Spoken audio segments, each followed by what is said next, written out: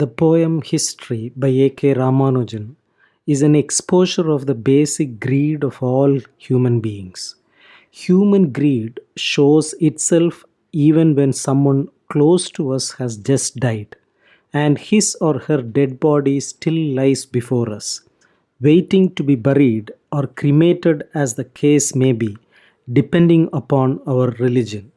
The poem contains an account of the persona's recollection of an experience of his when he was yet a child. The persona or the speaker in the poem describes what he had witnessed as a child on the occasion of his grand aunt's death. When his grand aunt's dead body still lay on the floor, waiting to be cremated, and with its eyes still unclosed by anyone, her relatives, even the nearest ones, had shown an inclination to grab everything they could lay their hands upon. Her relatives did not shrink even from removing from the dead woman's body the ornaments, earrings, bangles, anklets, and the toe rings which she wore. In other words, they went ahead to rob the dead body, which had just been laid out to be washed or bathed a little before the cremation. This incident, during the childhood of the speaker, who is most probably Ramanujan himself, subsequently changed the speaker's whole conception of history.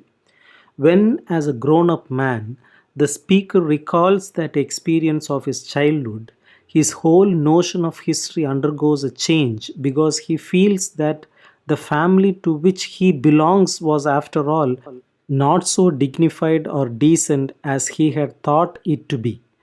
That is why the poem opens thus: History, which usually changes slowly, changes sometimes during a single conversation. The conversation is the one which has taken place between the speaker and the speaker's mother, who has explained to him what really had taken place on the occasion of his grand aunt's death. His family history now becomes somewhat sordid in his eyes, and no longer a history of which he can feel proud. We have here a most realistic poem which throws a good deal of light on human nature. What is true of Ramanujan's family is true of every family, not only in India but everywhere else. Greed is a universal weakness, and we are all, whether high or low in social status, money minded and mercenary in our approach to life. This is certainly a poem which makes every reader feel ashamed of himself and his unlimited desire not only to make money and spend it but also to accumulate and hoard it.